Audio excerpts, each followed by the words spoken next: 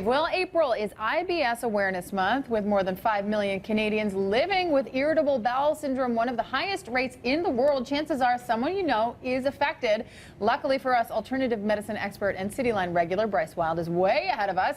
He's hit the road with a stop in Calgary, spreading awareness and some easy-to-digest tips for spring cleaning your gut. You got the it? pun, There's right? a lot of puns going around here this morning. Maybe a little viewer discretion as well later on in the segment. Yes.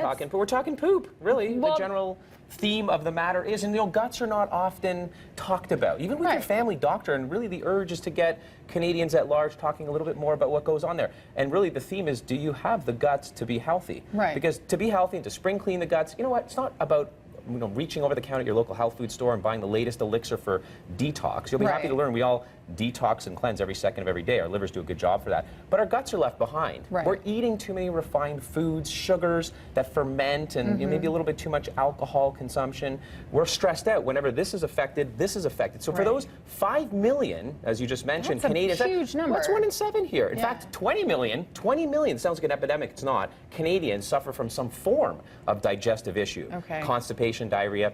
So IBS, or irritable bowel syndrome, can exist in that form, constipation or diarrhea. So here's where the viewer discretion comes in. You've seen the Snell and eye chart. You've talked to your doctor about, good vision before. They stood, 20 feet away from this chart. How good's your vision? But have you seen this before? This is a Bristol stool chart. And if the camera can come in real close there, what we're really attempting is to get a type 3 or 4. IBS constipation starts up here. IBS diarrhea starts down there. And I do come bringing all kinds of solutions, and they are specifically within the realm of probiotics and prebiotics. Just go back 1 second, though, if you would. So what is the sort of definition of irritable bowel syndrome, if it can come in the form of loose or it's a 3-3 rule, so we shouldn't be going more than 3 times a day, and ultimately we shouldn't go anything less than once every 3 days, so long as you're regular, and you've hit the nail on the head. Ultimately, it's all about quality, and regularity is important as well. So an irritable bowel syndrome individual, as they're perhaps watching right now, is also thinking about, when is my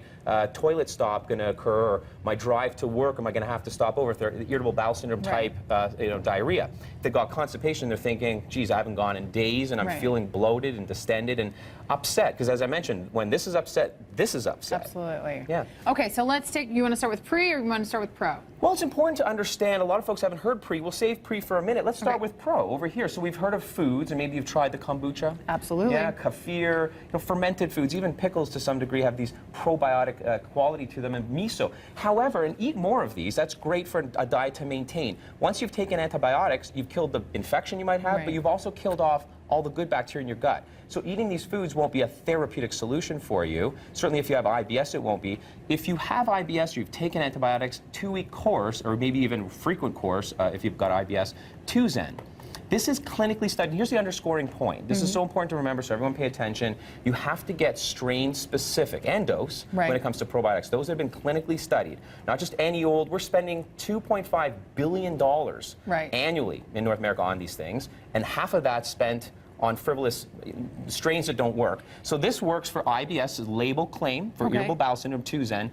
BioGaia, geez, if you have a screaming infant, colicky baby, that works. It actually stops crying in infant. Studies show in less than a week, BioGaia, as a probiotic, specific to the strain. And VSL3, this is the big guns. Listen to this, Crohn's, colitis.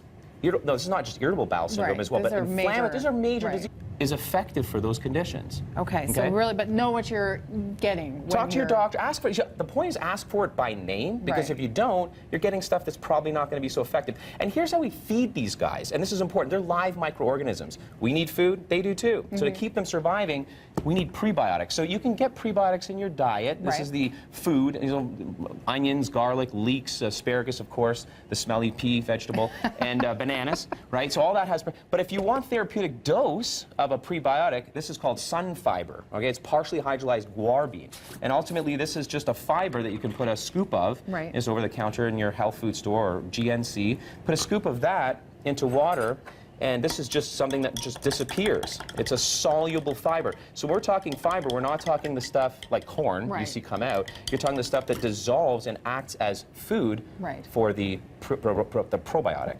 Okay, one very quick question because Yep. we have to go. But if you are sort of suffering from this, are these types of things something you would take on an ongoing basis, or Great only question. symptom? So if you've had antibiotics, you're going to take a course of VSL perhaps for a couple of weeks. Right. If you're chronically suffering IBS, you want to be on 2-Zen like a multi. Right. If you're the average individual and you're looking to spring clean, a couple of weeks and then maybe every 3 or 4 months to recharge and reculture, because we often upset Right. through our diets. But it's nothing, don't buy into the hype of the latest probiotic company trying to Right. force you to take this every single day. If you Okay. suffer a condition, you want to solve it, but you want to be chronically on this stuff. Okay, I'm going to take one last pill today. Thank you very much, Bryce you go. Wylde. Great to pleasure. see you. We're going to check in with Mike Yanni now.